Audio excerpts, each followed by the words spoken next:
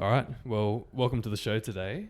My guest today is Steve Hui. He's the founder and chief executive of iFLYflat, which provides a fully managed service helping businesses and individuals to uncover the true value of their airline and credit card points. For over 17 years, Steve held senior finance roles in corporations including Macquarie Bank, but he left the corporate world to start his own business inspired by his passion for travel and a burning desire to optimize things. Steve has been recognised as a young business leader by CPA Australia. He's been featured in the Sydney Morning Herald, Australian Financial Review, Money Magazine, and many other publications, blogs, and TV networks. I want to bring Steve on the show to find out how he got involved in such a unique niche industry, what the transition from corporate to his own business was like, and what's next for him. So Steve, welcome to the show. Cool. Well, we're really happy to be here. Awesome. So I would love to start a bit on your background and your story. So maybe you could just tell us briefly a bit about your background, but what you were doing before iFLYflat. Yeah, so I was accounting. So I'm an accountant. Did a Bachelor of Commerce at University of New South Wales, and it's just, in my head, it's just numbers. So, but I never was really good at accounting.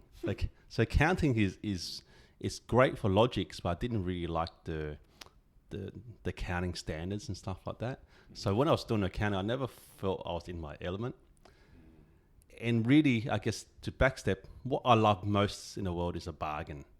So I like a bargain hunter. Yeah. So to me, that actually bargains when you can get a triple stack. What do you mean by that is you have something that sells $100, someone's maybe giving you 10% off, credit card comes giving you $20 cash back, and then someone else gives you some other deal, means that you bought the $100 thing for maybe $50. Mm-hmm. But because everyone's paying for a different bit of it, for different marketing reasons, you score a 50% off deal. And that's a bit like frequent flyer points. Yeah. So obviously we'll get to that later, but I just wanted to say that getting the bargain is the biggest thrill for me. And that's how this led to the whole thing. Yeah, it's amazing. And so did you always consider yourself entrepreneur? You said you sort of didn't, accounting, I guess, wasn't your passion or what you felt like you were meant to do. Did you ever feel like you were an entrepreneur, or is that something you discovered later on? Yeah, I didn't know I was an entrepreneur. I've always thought I was a little bit different because sitting in the corporate world, some people are better at sort of managing upwards. Some people are just managing sort of other people. I always thought that I love doing things a little bit differently. So some of the things I did was I used to bring my own keyboard because Microsoft used to have this keyboard which had shortcut keys for copy and paste because I was using Excel a lot. But I was the only one, I think, in the whole company or maybe in any company will use my own money to buy my own accessories to make my life easier. So maybe that's just an example of if I'm going to do a job, I might as well just make it easy for myself rather than just think about, well, maybe the company should buy it. Well, it doesn't matter. It's your time that you're valuing. So it was you just thinking differently and not being afraid to look after your own needs, not waiting for someone else to solve your own problems. Yeah. Because they might not believe your problem is a big problem, but as long as you believe your problem is a big problem, then it's up to you to solve your own problem. Totally. That makes sense. So when did you first start getting interested in frequent flyer points? How did that come about? Yeah, I did this as a hobby. So I guess coming back to the bargain hunting, you're sort of thinking, well, how can you travel for cheaper? And there's a couple ways to travel for cheaper. You just wait for a big sale or deal to come around, and there's lots of them. Or you somehow construct a way, so it's like you always have a sale. And frequent flyer points, I sort of accidentally came across it. And this is probably thinking about 12 years ago, because what happens is if you don't have much frequent flyer points, you don't care for frequent flyer points. You don't know what they can do. But doing work, I was sent to India to build an outsourcing team. I was flying business class, courtesy of my employer at the time. I was collecting these frequent flyer points quite quickly. And when you get enough frequent flyer points, you go, well, what can I do with this? And then you discover, wow, I had enough frequent flyer points to book my own business class flight, which then I thought, there's something here. Because it's so valuable because you could get yourself a business class flight which would have cost $4,000 or $5,000, but I did nothing for them. I got them for free. And that's when it sparked my interest. how can I get more of these magical frequent flyer points? Because then I could get more free flights. Yeah. And so it started as a hobby. Started as a pure hobby. And I think, many people think about is, you think what you know, other people know. So you're just sort of extending yourself out. Oh, well, if I know this, and I'm not a genius, other people must know this too. And you soon discover that other people just don't know what you know. And then you feel like, well, they should know. And that's how the business started. That's such a good point, because often the things that we find naturally easy, because as you said, because we find it easy, we assume that everyone else knows how to do it as well. But oftentimes that's not the case, and that's actually a great way to kind of find your strengths, I guess. What are things that you find easy that other people find difficult, and you sort of found that? Yeah, and the beauty is that if they are your natural strengths, then that's what you should focus on. And obviously you're going to have weaknesses as well. So the magic is to find someone else. Look, I say, understand what your weaknesses are. Find someone else whose natural strength is in that. And that means that you get people doing things that you hate and they love. It's very weird. Think of that. You go, well, what? I hate this. Why would anyone love this? But there's other people that love doing that. You just got to find them. And then together you have this great team, because all your weaknesses are complemented with other people's strengths. Yeah. Makes sense. So you were doing this as a hobby, like collecting all these frequent flyer points and kind of using it to book business class flights. You're kind of getting addicted to that. When did you actually start to see that this could actually potentially be a business and a problem you could help solve? Yeah, I think it's more born out of frustration, because I believed, and I could work out in terms of numbers in my head, that this was such a good deal. So the mechanics are, the cost of paying for points is less than half the price of paying for the same ticket. So if you want the ticket, why pay full price when there's another path to pay for less than half price? So that's the whole mechanics. So I had that in my head, and I still do. So you think, well, why don't other people do the same thing and benefit from this? And that's really So it was born out of frustration, like, why wouldn't you do this? It's such a good deal. Like, why would you want to pay half price rather than full price? So because of that frustration, it was meant that, well, let's say, I also have friends. I still have friends now that have a credit card, or that have many credit cards. And they know full well we've been high school friends. They know full well what I do. They still won't get a credit card. Wow. Because they just don't believe it. And you sort of think, well, I'm in your ear every year, get credit cards, 120,000 bonus points. Nah. So I soon discovered that if you give free advice, people just won't take it. They'll take it, but they'll do nothing about it. Yeah. So I thought, to impact change and get people to benefit, I must charge them money. And then they'll do what you say. That's so true. Yeah. So it's like going to a gym, I think. A lot of people have gym membership and they don't go, and then obviously if you don't lift the weights, you don't get the results. I think that's exactly the same thing. They have to have sort of skin in the game to follow the process, and they'll get the outcome. Yeah. And is it true as well, you saw people using their points in less than ideal ways, and that was another frustration for you? It's still a pain point today. When you read on forums, Qantas has a Point Hacks Facebook group. It's like, seriously, it's a comedy show on that place, because there's people talk about how they redeem. The common joke is redeem points for toasters. I don't think anyone does that anymore, because that's so well known. But people still redeem points for hotels. People still redeem points for stuff that you just go, if you got your calculator and you did the sums, it's really, really bad value. But all that comes down to is just unaware. They're just not aware. And the other thing that, this sort of sounds like I just have all these frustrations. Sometimes you see other people use a debit card to pay for something, and you think, oh man, you just missed out on all these points. Why would you use that card? Yeah. I get it. Yeah, it's funny. You're kind of seeing all these opportunities to arbitrage, like what people are paying for, everyday expenses, all these opportunities that sign-on bonuses for credit cards and how to actually use them to get the most value from them, and then seeing that gap between what people are actually doing and what the potential is, I guess, would have caused a lot of. And I think over time I've understood that there's a massive gap of knowledge. So, they're not, no one believes that they're doing the dumb thing. Everyone believes what they're doing is the right thing and the smart thing. So the only reason why they're using that card or using the points wrongly is because they don't know of anything else. So they do that thing with all the best intentions.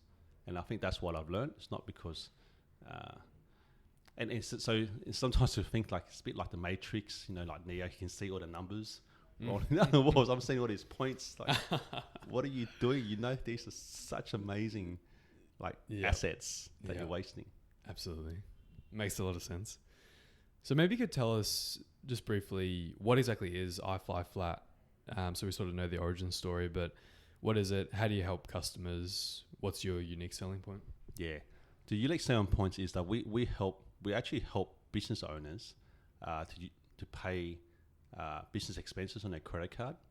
But the key draw card is that if you do it right, you can fly business class for half price.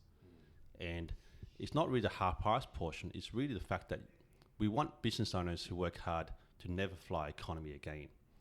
Because that's actually what has been my life for the past 8 years. So ever since I started iFLYflat and professionally looked at all the point schemes and the credit card schemes. So personally, I've never flown international economy for 8 years. That's awesome. And that's like you've flown first class at some point. You get to understand that you don't have to pay massive amounts of money to be there. Like you got exactly the same benefits by coming through another path. I would say probably a smarter path, and you get treated just the same. You get all the benefits of that. So I guess my goal is businesses have so much expenditure. So they've got rent, tax, contractors, suppliers. Every single dollar you spend, you don't want to waste 1 cent not earning points. And then those points can be used to fly. So what we do is we help businesses with a points membership, and that's an annual subscription that helps with purely all the ways you can earn points in your business. And then we understand that booking flights on points can be difficult or frustrating. So we have a flight concierge that helps people book business and first class flights on points. It's amazing. Could you maybe explain a bit for people who maybe, like you and I who spend a lot of time digging and understanding how hard it is to get these kind of seats? Like, what's the problem? Like, why can't people just book their own flights on points? Why is it so complicated that they need your help? Yeah. Like, people have two things. What they probably don't have experience booking points in flights, but they definitely have experience booking money flights. And they're actually two separate systems. So booking cash flights is, pick your flights. There's always going to be a flight on the day that you want. But then what the variable is price. So the price is what fluctuates according to the number of seats available. So when you book on points, and we call them classic awards, which is fixed to fly from, say, Sydney to London, fixed number of points. So the points don't fluctuate, but only the thing that fluctuates is the number of seats. So the seat available is what fluctuates. Most people believe that once the seat is gone, it's gone. But it's not. It's a global system that changes probably hourly. So it's like fishing. You've got to keep searching. And the seats will come and go on a daily basis. So what makes it hard is people don't have the time or patience to search every day. So on average, our team searches, takes about 20 to 30 days of searching before we can find the whole complete flight for our customers. Wow. So if our customers don't have 20, 30 days of searching every single day, and that's if you know what you're doing, you never find your flight. Or you'll find them if you're lucky. Like you look and you find them, you book them, and you think the system is like so easy. Or you sit in the other bucket where you look and you never find any flights, and you think there are no flights at all. So I think people have two experiences because they're not always booking flights all the time. They either believe that it's so dead easy because last time they found a flight in days, or that other side is that they've been looking for weeks and they found nothing. So it sort of makes sense. Like, rightly or wrongly, what Einstein said, the definition of insanity is doing the same thing. So if you look for a week and you can't find anything, how much longer are you going to keep looking? You're just going to stop. Yeah. So that's the problem. Totally. And yeah, small business owners, they're obviously busy enough without having to add on this extra task onto their list as well. And I think it's probably uncertainty because you look for a week, you got nothing. So why will you keep looking? Like, you just feel like you're doing stupid stuff. But what they don't know is that if you do keep looking, you will find them. Yeah. Got it. And that's where you come in. Yeah. So we do it on behalf of them. Yeah. That's cool.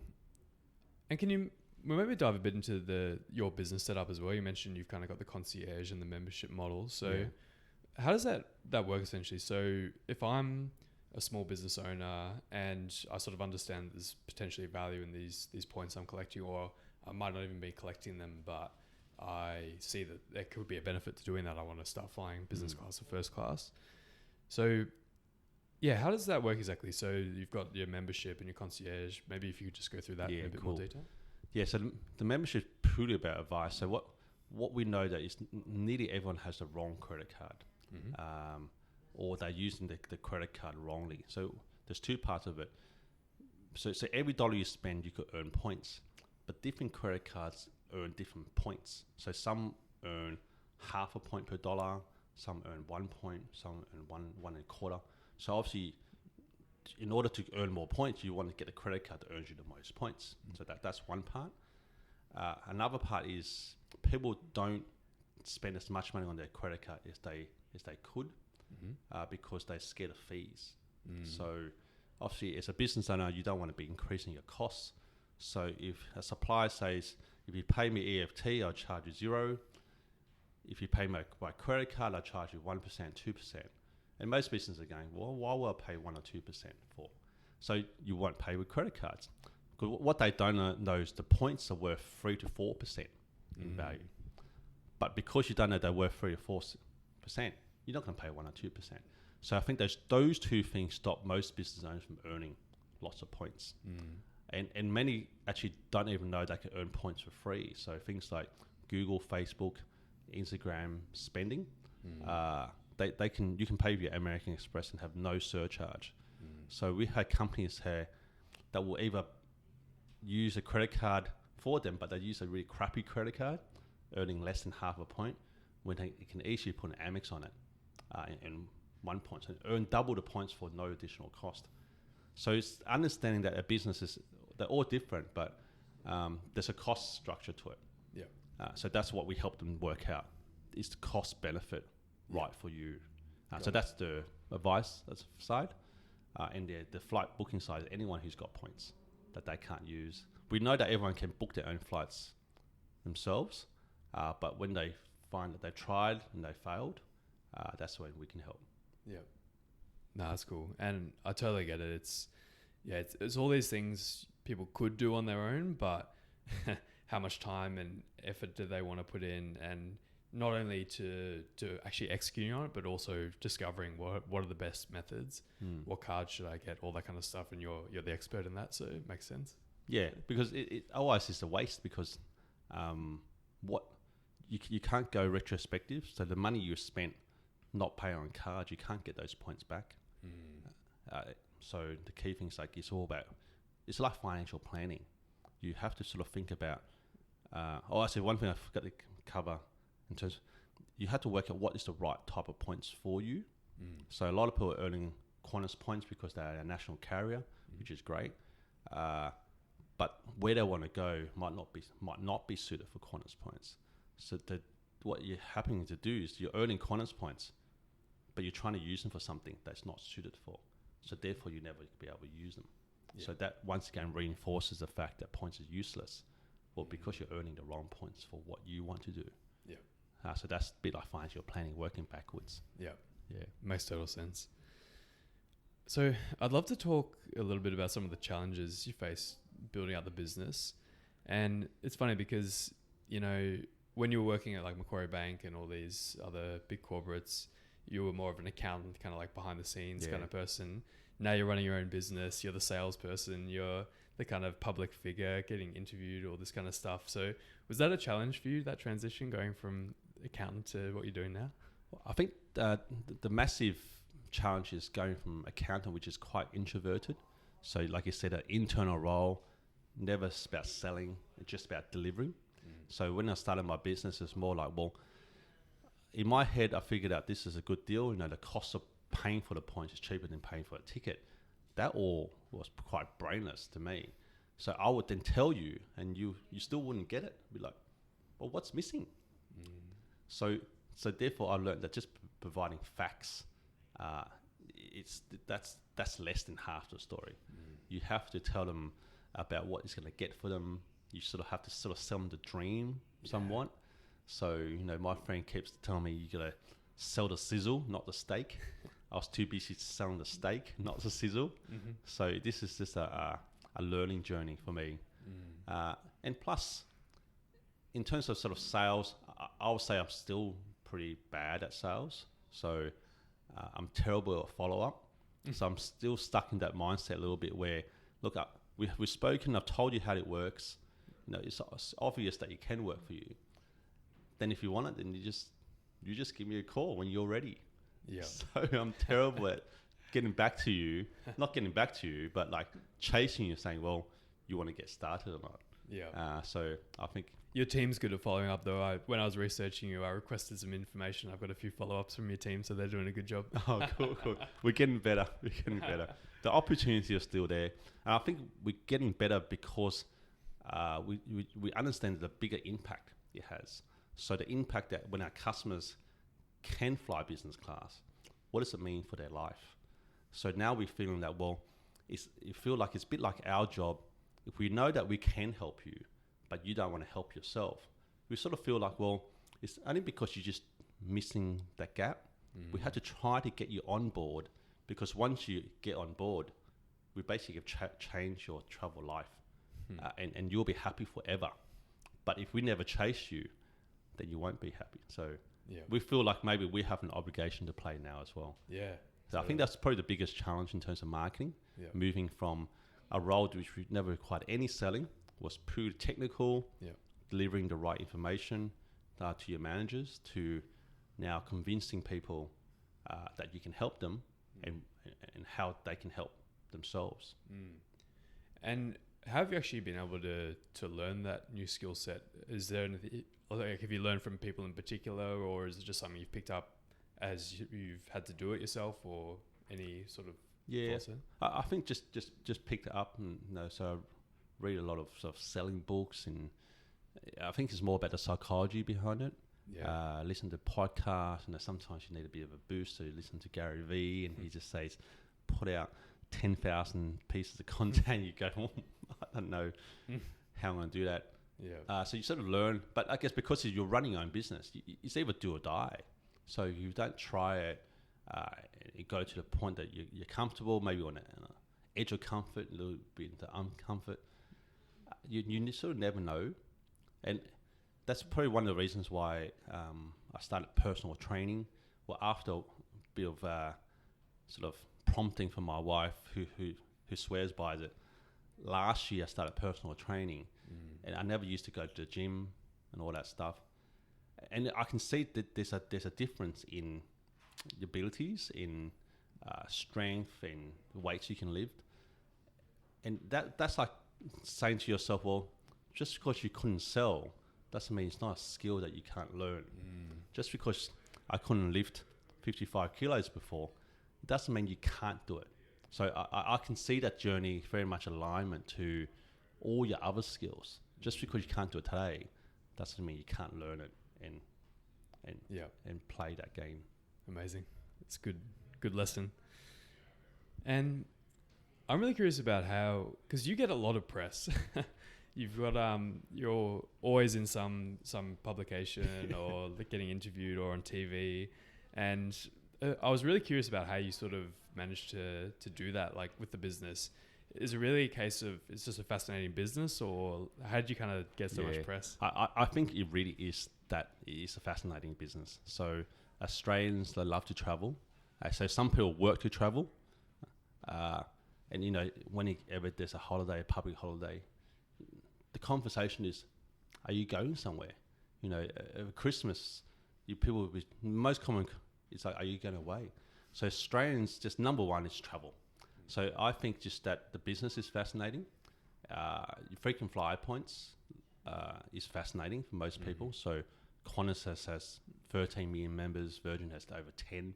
So you can tell by the membership numbers that Australians love that. How I do it, well, people keep telling me that, Steve, you should run a PR company. And I think that's probably been my worst job because like I said, I'm terrible at follow-ups. So I don't even do any outreaches. I'm just in a way blessed that because the business is so fascinating, interesting, that we get a lot of inbound and I'm always available to do that. But I guess there is probably some tactics around it where I think we do a lot of stuff on LinkedIn. So people see me on LinkedIn posting heaps of stuff. I guess it's my personality, pretty friendly, open. So, you can approach me just sort of like no big deal. So I think from all those things, it means that because you're much more approachable, journalists, they come to you because they want something, and if you're able to deliver for them, they'll come back again next time. So I even get a last minute request that, we've got to publish something this afternoon, and it's 10 a.m. Can we get something from you? Of course you can. And it's like, I'll just give you what you can so you can complete your job. So I think if you're reliable, then journalists will come to you, even though you may not be the first preference, or they might forget about you at the end, so they can trust that you'll deliver. So I think through all that means that you get a lot of publicity. Nah, it makes sense. And just I guess being open to opportunity, and then when it presents itself, just delivering the most value you can, and that kind of builds momentum over time. And I think journalists read other journalists' things, so I guess there's the snowball. Actually, I'll tell you about how I got my very, very first story. And sometimes I would think that my business wouldn't exist if I never got the free media, because the free media is what has driven the awareness of my brand. So, I don't know, probably 8 years ago, I printed some flyers in the shape of an airline ticket where you had sort of seat numbers and you can rip off the side. So I went to Felix with a few friends and I had my brochures and I thought I'll give it away to some people and sort of get some feedback.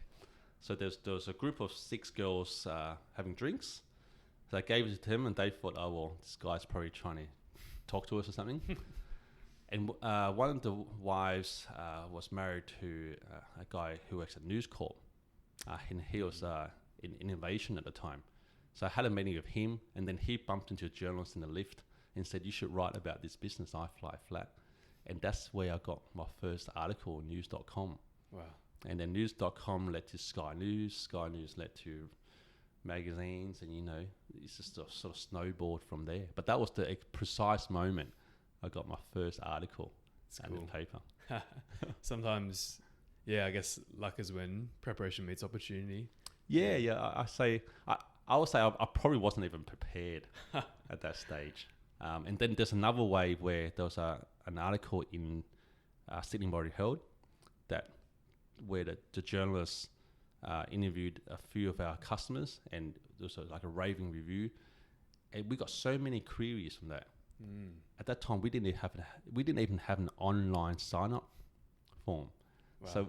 So we had all these queries I just could not fulfill. Like over 5,000 queries we got. Wow. We didn't even have an online form. It was terrible. That's insane. Yeah. Wow. It's just, it's something about it. Like you said, traveling and points, people seem to just really resonate with it and be fascinated by it. So yeah. And plus, if there's such an easy way to do so, like in my mind, I sort of think this is the best thing since sliced bread. Like, why wouldn't you do it? It all just comes down to lack of understanding. Yeah. And you fill that gap really well. So as you've gotten more attention, I guess, from various media outlets and just as the business grows, have you also got more, I guess, like haters that have come from that? Or because I find that with a lot of people, as they kind of their profile increases and they're putting themselves out there, sometimes that can be a challenge. Has that been the case for you at all? I guess I've been pretty lucky, not too many. I do have one that's been hassling me for years. Really? And and he sends me emails. Really? And I block him. He changes emails. It's like, I'm so seriously thinking, if you had all this time, why wouldn't you just create something yourself? What's he saying? What sort of stuff? I don't want to give him any more encouragement, but then also so basically, actually, this is a good topic to talk about, because most entrepreneurs, they're out there to do something good, so they don't expect haters. They sort of think, well, I'm just trying to offer a service. So in my mind, I thought, and I always relate to this, is like, hey, I don't go to Porsche and Ferrari and say, man, why are your cars so expensive? You should charge cheaper. It's just up to the consumer. You know, here's the price. You either like it or you don't like it. But this guy will always keep hounding me. It's like, oh, you're charging rip-off rates. I could do it myself. And over time, you sort of think, oh, man, what an idiot. And then you sort of think, well, maybe some people do think that. So how do you counter that argument? How do you educate people who are thinking that, why you're valuable or not? And in a way, I sort of feel like it's like a restaurant. People can cook at home. It costs nothing. You go to a restaurant, the steak's $40. You can't say, hey, I could cook that at home, because you're not eating just for the steak. You're there for the whole service, the whole environment, just stress-free. You're paying for way more than just that item. So I feel that like it's exactly the same as a restaurant. Everyone can cook at home, but they choose not to, and they're happy to pay the price. So I guess that's the same as my service or any service. Sure, you can do it yourself, maybe, but if you don't want to, what we can do with your points? Nothing. So, so ultimately, I think as an entrepreneur, dealing mentally with the haters is probably one of the strongest things, more powerful things you can do, because you'll get them, and they'll catch you unaware. But if you are somehow prepared, then at least you've got some sort of protection against that. Yep, makes sense. And I guess it sounds like as well, you even though you feel like it's unjustified what they're saying, which it is, you're almost looking for the silver lining in, well, if this guy's an extreme example and he's thinking this, maybe there's other people who are thinking similar things, maybe not to the same extreme, and I need to address that. Yeah, you have to address it, because otherwise it's like the elephant in the room that you're not addressing. So you might as well take any form of feedback, however it's been written, and you try to find, well, what is the underlying question that they've got? Why would someone have such a bone to pick that they'll continue to spend their time to send you a message? Maybe the language is poor.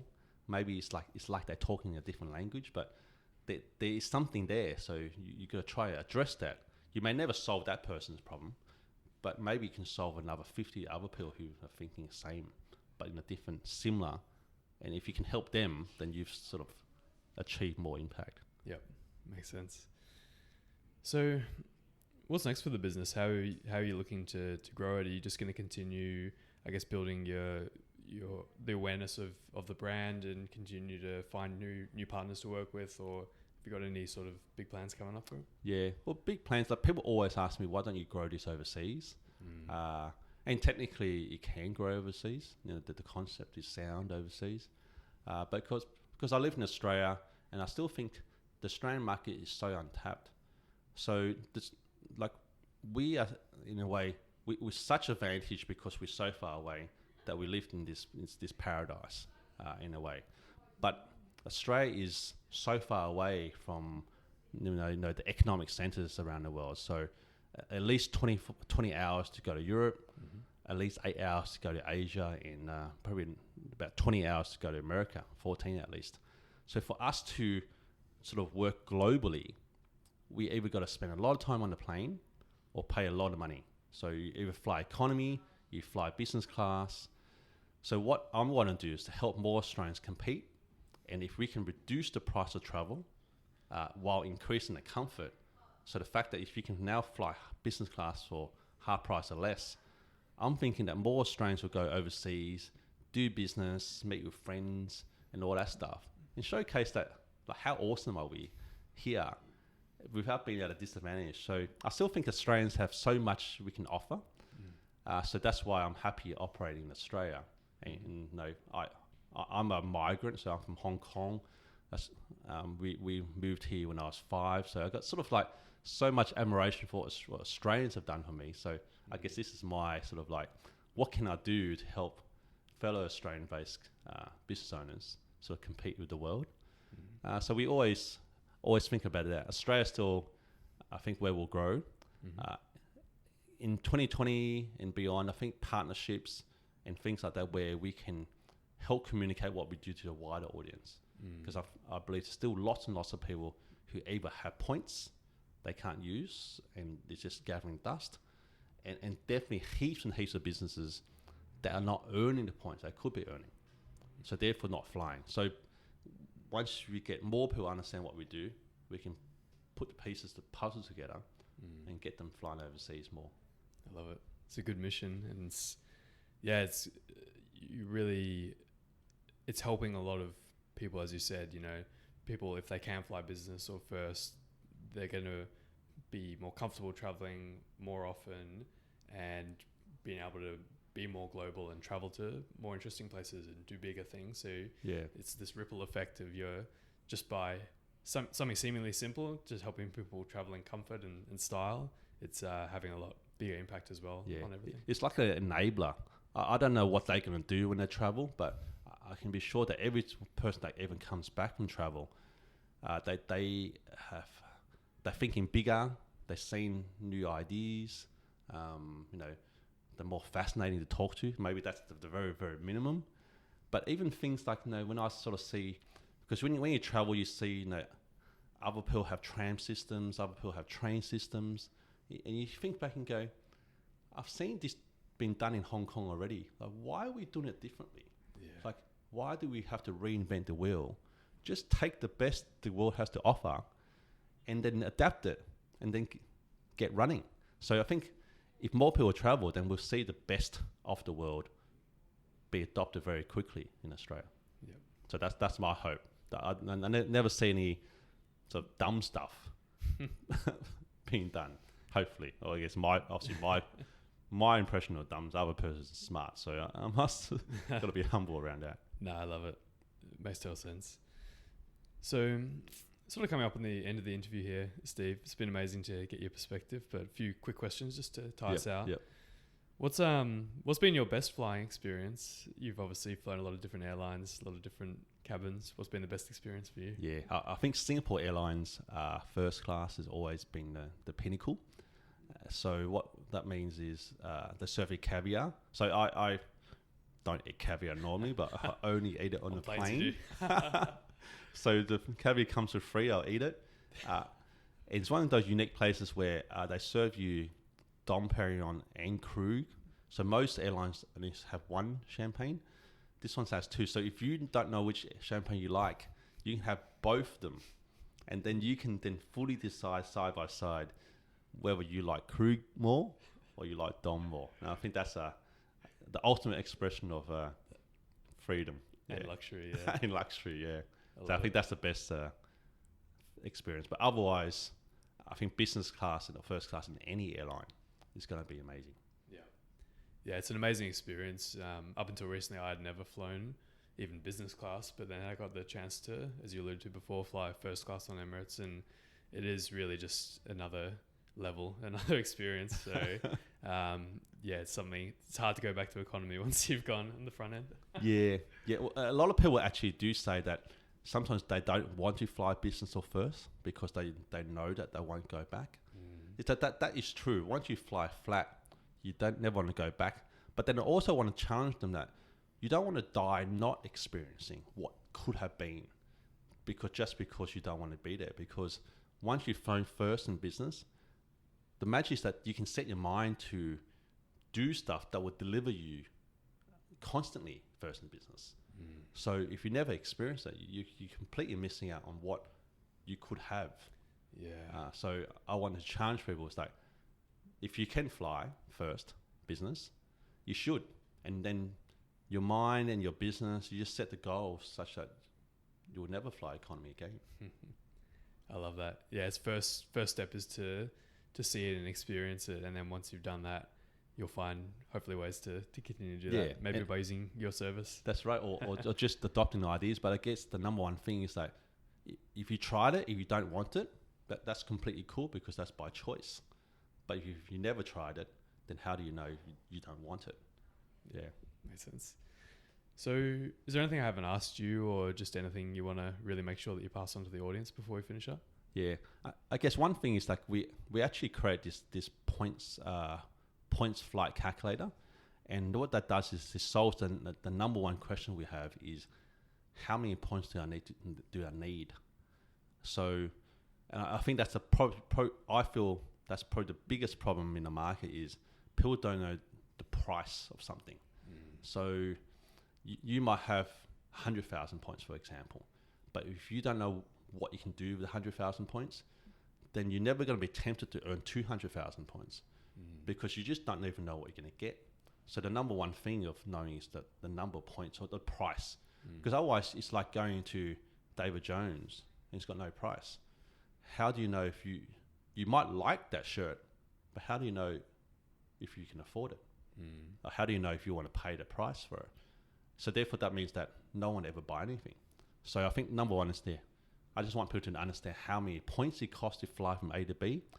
You may already have the points to fly, or if you don't, then you know how much more effort you need to do to get to it.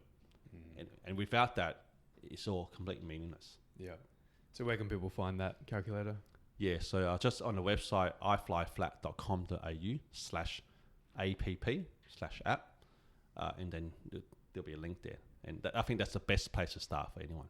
Yeah, I checked it out myself, and it's Cool. it's a great tool because, as you said, the first step, you got to know what you need and to achieve something, and then you can start working towards it, and you have that sort of end goal in mind. It's just beginning with the end in mind, which is something I always say.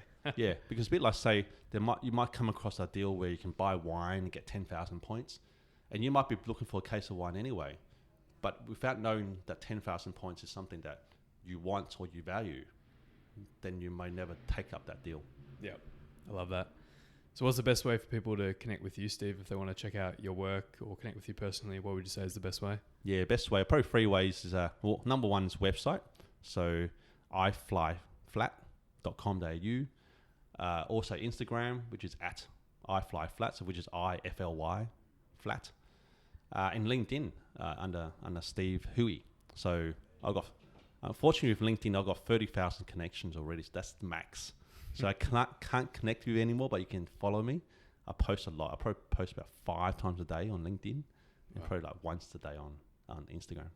Awesome. And we'll make sure we link them all up in the Cool, show thank notes you. so that people can find you easily. But yeah, it's fascinating, Steve. It's an amazing business and such a cool niche. And like I love geeking out on points and hearing all this stuff. And, you know, it's obviously resonated with a lot of people, and the business has been going well. So I can't wait to see how you continue to grow it over the coming years. So thank you very much for coming on the show today. Cool, my pleasure. Now, I want everyone to be flying business class. I love and it. to enjoy that. Thanks for having me on the show. Thank you so much for listening to this interview with Steve today. Such a fascinating business, and hope you got a lot of value from listening. If you use Apple Podcasts, could you do me a favor and go into the app and leave this show a rating and a review? That really helps me out with the show ranking, helps more people discover the show, and helps me get more great guests like Steve on the show. So if you could do that, that would really help me out. And if you don't use Apple Podcasts, you can still help me by taking a screenshot of yourself listening to this episode, post it to Instagram stories, and make sure you tag me in that. My handle's at jharris, which is JHARRISS.